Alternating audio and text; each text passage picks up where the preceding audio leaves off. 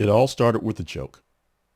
During the 2011 White House Correspondents' Dinner, then President Barack Obama took a few lighthearted jabs at Donald Trump, who was there in attendance. Trump had been pushing the false birther conspiracy question about Obama's birthplace, and Obama did his little signature thing and got a little sarcasm in the response. Here it is. Donald Trump is here tonight.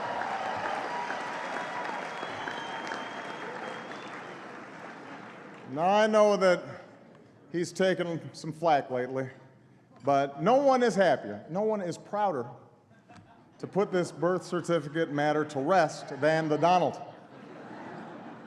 And that's because he can finally get back to focusing on the issues that matter. Like, did we fake the moon landing? What really happened in Roswell? And where are Biggie and Tupac?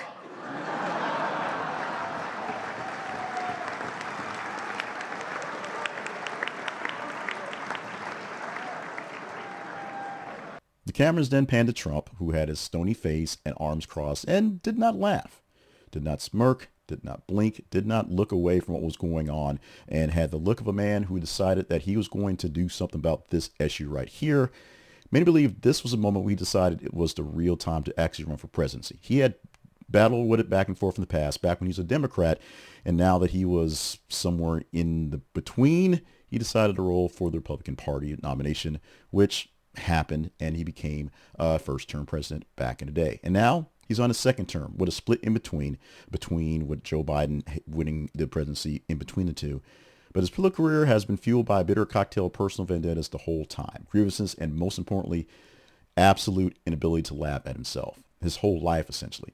That loss to Joe Biden back in 2020 only deepened his sense of bitterness, and his need to reclaim his presidency wasn't just about power in this case, it actually was about survival. He was facing multiple legal battles and the real possibility of jail time. Actual jail time could come about him if he didn't win the presidency again. So to get an escape hatch, he won. So far, being humorless, being vindictive, and just having a sort of no-nonsense, overly no-nonsense strategy of leadership shaped as every decision he's made based in his life, and definitely in the 3 weeks as I record this for his presidency in the 47th term. I'm so glad I get a chance to play this clip because of the fact here. And this is a beloved clip from the former Arizona Cardinals coach, Dennis Green, who did this press conference back in the epic press conference days where he said these things right here. They're what we thought they were. We played them in preseason. Who the hell takes a third game in the preseason like it's bull? We played them in the third game. Everybody played three quarters. The Bears are who we thought they were. And that's why we took the damn field. Now, if you want to crown them, then crown their ass. But they are who we thought they were. And we let them off the hook. And the cool thing about that clip and that quote is the sentiment is perfect to apply to Trump. No matter how many times you try to reinterpret his actions or soften his persona, he continues to prove that he is exactly who he claims to be. He thrives on retribution, revels in chaos, and governs with an unrelenting focus on self-interest. And we continue to let him off the hook. In his first term, he framed himself as the champion of the forgotten, the man who would drain the swamp. But his second term has proven that Trump was never about reform. He was always about dominance, being in control, being the one who called the shots and did what he wanted to do. Now free from any constraints of re-election concerns, he has also doubled down on policies that benefit the ultra-wealthy, target his perceived enemies, and exacerbate division. While his supporters celebrate his ability to say whatever he wants, the consequences of his actions are proving to be more disastrous than expected. Second-term policies are not only more extreme, but even more recklessly implemented, leaving some to wonder what exactly he's going for, and even some ardent followers question exactly how long their loyalty can last. One of Trump's greatest political superpowers is his ability to convince people to vote against their best interests. His rallies are filled with working-class Americans cheering for tax cuts that benefit billionaires, farmers supporting trade wars that undercut their own industries, and middle-class families celebrating cuts to social programs they actually rely on. It is not rational, but Trump's brand of politics has never been about reason. It has been about identity, resentment, and the spectacle. Trump has mastered the art of grievance campaigns. He tells the supporters exactly what they want to hear, regardless of the reality of the situation. Simple message. You are losing because of them, whether they're immigrants, the media, the elites, the deep state, whoever. Pick a them, that's why you're losing. And only I, Donald J. Trump, can stop it. Even when his policies hurt the very people who vote for him, they remain loyal because Trump offers them an emotional rather than a practical investment in their leadership. Take, for instance, the ongoing economic instability. While Trump promised to bring back American manufacturing, his trade policies and tariffs have led to higher costs for consumers and job losses in key industries. His harsh stance on immigration, meant to protect American jobs, has resulted in labor shortages in sectors that rely heavily on immigration workers, jobs that Americans don't want to do. Even some of his staunchest supporters in the business community have now privately admitted that his policies have made their lives a little bit harder than the easier way he promised. Yet, Trump's ability to deflect blame keeps him untouchable. His messaging machine spins every failure as a success, or even better yet, as someone else's fault.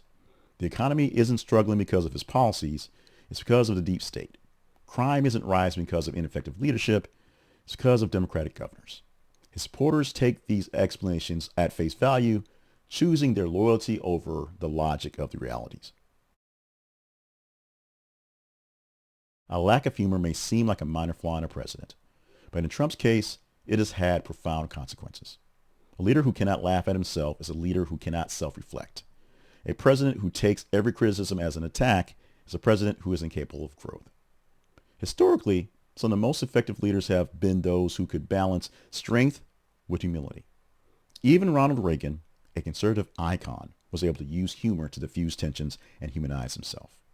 John F. Kennedy's wit helped him connect with voters, and Barack Obama, mentioned earlier, his sharp humor made even his opponents respect him. Trump, on the other hand, has never been able to laugh at himself, and that inability has made him one of the most resentful leaders of our modern history. The seemingly lack of self-awareness has led to a governing style that is purely reactionary. He does not lead with vision. He leads with vengeance. His policies are often not designed to build something new, but to destroy what has been built before him.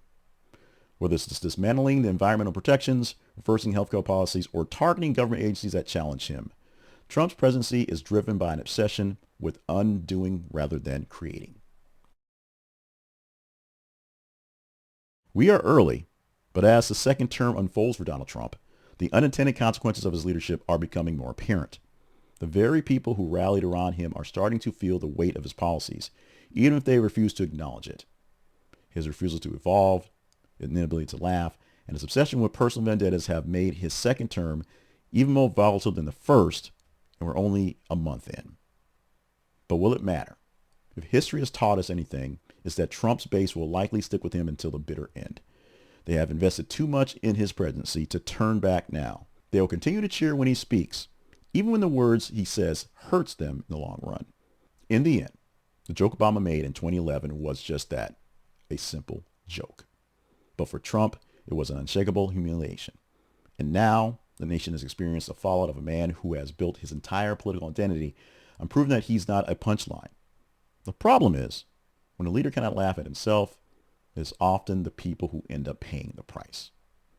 I want to thank you for indulging me in this piece here. It's something that's not so much new to what I do, but new to what we're doing going forward. This is going on to grow a second channel, a channel where I can be more me, if you will. The Conversation Project is meant to be based off what people want to talk about on what's being covered in the news and what's not really being covered in the news. This is pure commentary, pure me thinking, taking a thought and going deep into it, as opposed to the news clips we do on the other channel where it's just, here's the story, here's where I think about it, here's where I think it's going, what do you think about it? This is literally what I think about it, and you can tell me what you think about it here as well. So comment in the video. The channel is bare bones, we're still working some pieces. We'll probably change the name 1 or 2 times once you actually figure some things out, but this is the place where John Payne himself will basically give you his ideas on things, and you can really get into it. You can agree, you can disagree. We can still have conversations on the thought process, but I just need to get your input on this one. This is our first one for this channel. It's a revamped old channel doing new things, but we want you to like, share, and subscribe like we asked you to replace else. If you enjoy what I said or you want to hate rage me, like what you're seeing here, share with other folks who may engage in it, and subscribe so we have those subscribers. We need to grow this one like the other channel. We want to get this one with more attendance, get it monetized, get more things out of it so that all the work I'm doing doesn't seem to be work in vain. We thank you so much for joining us here on this channel. Love to see what you think about the actual comments that I gave.